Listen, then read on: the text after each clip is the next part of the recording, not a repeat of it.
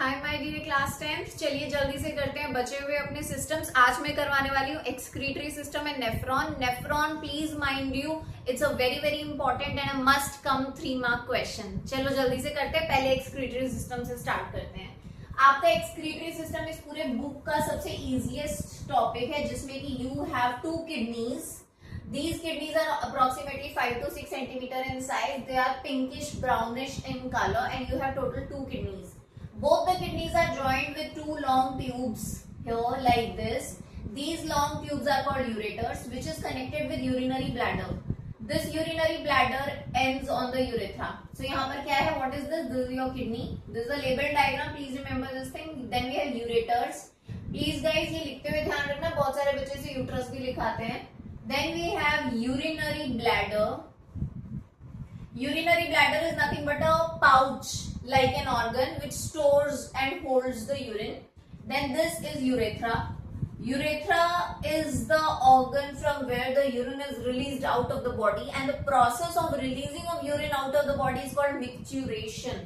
By the process of micturition. ये आपको 11th class में आएगा. In case if you are planning to take biology in 11th class, please make sure that you remember this word. It is going to make it a little easy for future. So what do we have here? Renal artery. बेटे कहीं पे भी अगर renal word आ जाए ना, समझ जाना that particular nerve is related to your excretory system. Renal artery is bringing the blood which contains nitrogenous waste in it. You all should know that human body produces nitrogenous waste in the form of urea. So what is happening here? Your renal artery is bringing the blood which is containing nitrogenous waste, that means which is containing urea. So it is bringing it in the kidney, and in the kidney you have millions of nephrons. Millions of nephrons. Nephrons are nothing but the functional unit of your kidney. Kidney की functional unit को बुलाते हैं nephron. तो बहुत सारे nephrons present है तुम्हारी kidney में. जैसे ही वो नाइट्रोजनस वेस्ट वाला ब्लड किडनी में आएगा, on the spot all the nephrons are going to absorb urea from it. After absorbing all the urea, the pure blood is sent away with the help of renal vein.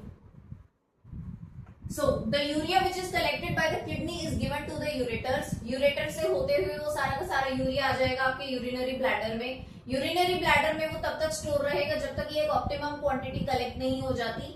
After that, all the urine is released out through urethra by the process of micturition. Got my point? एक बार फिर से करते हैं, फिर nephron करेंगे. What is happening? Renal artery is bringing the blood which contains nitrogenous waste in it, which is in the form of urea. Now the kidney contains millions of nephrons which absorbs urea from the blood and gives away the pure blood to the renal vein. चला गया. Now the urea collected by the kidney is sent to the ureters. From the ureters it goes to the urinary bladder. The urinary bladder is a muscular pouch-like organ which holds and stores the urine. After that the urine is released out through urethra by the process of micturition. As simple as that. ठीक है, जल्दी से diagram बना लो and heading डाल दो nephron. चलिए nephron करते हैं. अब नेफ्रॉन के ऊपर मैं बहुत ज्यादा इंसिस्ट करती हूँ बिकॉज ये क्वेश्चन हर साल आया है, हर साल आएगा. 3 मार्क के लिए ये क्वेश्चन आज तक कभी छूटा ही नहीं है. और नेफ्रॉन और न्यूरॉन के बीच में कंफ्यूज मत होना बिल्कुल भी. Neuron is the functional unit of your brain and nephron is the functional unit of your kidney. अब आ जाइए जल्दी से नेफ्रॉन बनाते. बहुत ही प्यारा सा डायग्राम है, ध्यान से देखना. नेफ्रॉन को कैसे बनेगा? We have a cup shaped organ like this. This cup shaped organ gets converted into a tube like this. Then it goes down like this. एक ये हेयर पिन शेप का स्ट्रक्चर बना रहा है. Again it gets converted into long tubular structure like this, and finally it ends up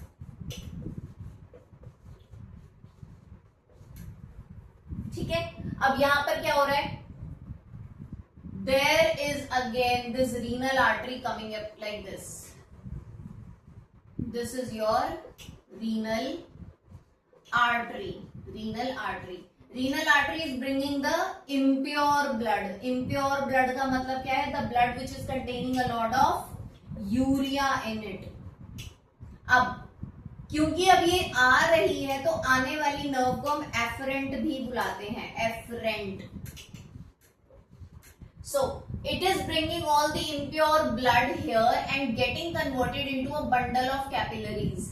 This bundle of capillaries is called glomerulus. This bundle of capillary is called glomerulus. ठीक है.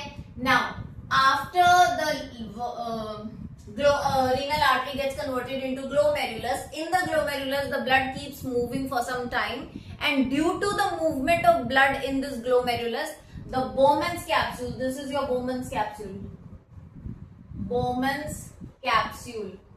This Bowman's capsule gets time to absorb all the urea into it, like this. So that means कि impure blood, nitrogenous waste वाला blood आया renal artery के through, आकर यहाँ पर वो अपने आप को bundle of capillaries में convert कर लेता है, which is called glomerulus. In the meanwhile, when the blood is roaming around in the glomerulus, the Bowman's capsule is actually absorbing all the urea from it. After absorbing all the urea, तो अब जो ये है ये nerve निकल जाएगी बाहर तुम्हारी body के लिए, and this is your renal vein. और क्योंकि ये जा रही है तो इसका नाम हमने रखा है efferent.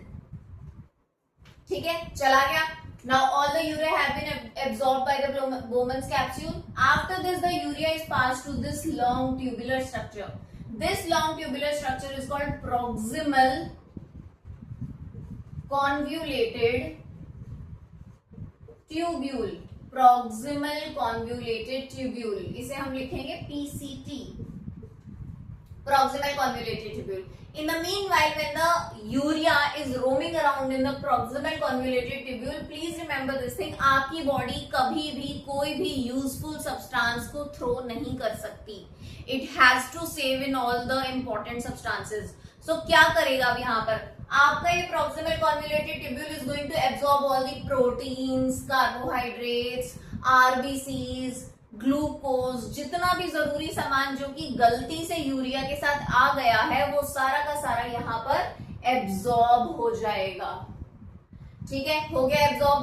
After this the urea goes to this hairpin bend. इस हेयरपिन बेंड को हम बुलाते हैं loop of Henle. Loop of Henley.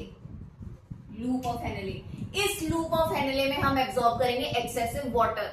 अब बेटे देखो, हमेशा याद रखना, again your body is not going to throw out any important substance if you haven't had water in the entire day. अगर आपने पूरा दिन पानी नहीं पिया है तो बट ऑब्वियस सी बात है आपकी किडनी पानी भी बाहर नहीं जाने देगी.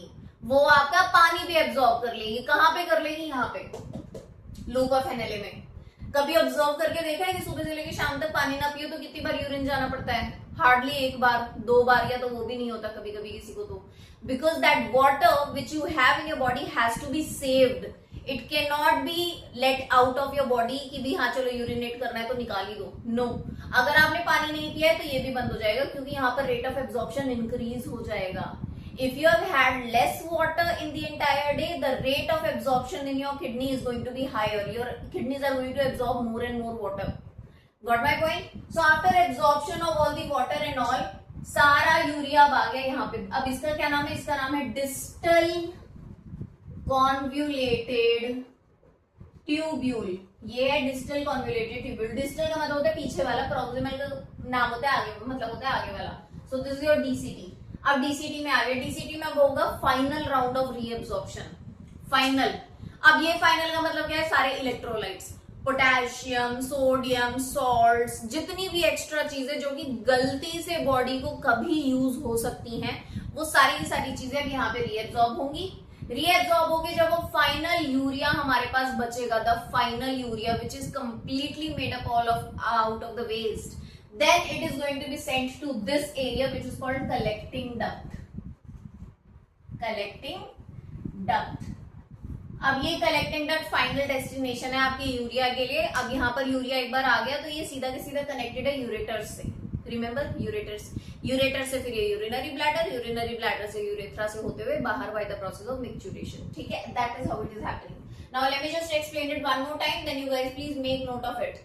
So what is happening? Renal artery is bringing the impure blood here in the Bowman's capsule in the form of glomerulus. Glomerulus क्या है? Glomerulus is nothing but a bundle of capillaries. In the meanwhile जब जब bundle of capillaries में वो blood घूमेगा उसमें से urea absorb कर लिया जाएगा through Bowman's capsule. Bowman's capsule उसमें से यूरिया एब्जॉर्ब कर लेगा। After absorbing the pure blood is sent away through renal vein and that urea is sent to the proximal convoluted tubule. अब ये प्रॉक्सिमल कॉन्वोल्यूटेड ट्यूब्यूल उस urea में से absorb करेगा सारे इंपॉर्टेंट कंपोनेंट्स जैसे कि RBC, proteins, carbohydrate, glucose etcetera, सारी इंपॉर्टेंट चीजें। उसके बाद the urea is sent to the loop of हेनेले। Loop of Henle is going to absorb water. After this the urea goes to the distal convoluted tubule where further electrolytes, salts, acids, bases, ये सारी की सारी important चीजें are going to be reabsorbed for the final time. After this, all the waste which does not have anything important left in it is sent to the collecting duct. Through the collecting duct, it is sent to the ureters for its removal. That is how a nephron looks. Got my point? Please इसे अच्छे से याद कर लेना। This is a very very important 3 mark question, आएगा ही आएगा। अगर ये टॉपिक समझ में आया है जल्दी से सब्सक्राइब कर लीजिए, फॉलो कर लीजिए, लाइक कर दीजिए, शेयर कर लीजिए अपने फ्रेंड्स के साथ। साथ में नेक्स्ट टॉपिक जो हम करने वाले हैं that is going to be dialysis, human dialysis, and उसके साथ हमारा बचा है रेस्पिरेटरी सिस्टम, वो भी हम उसी दिन कंप्लीट करेंगे। Okay guys, bye bye.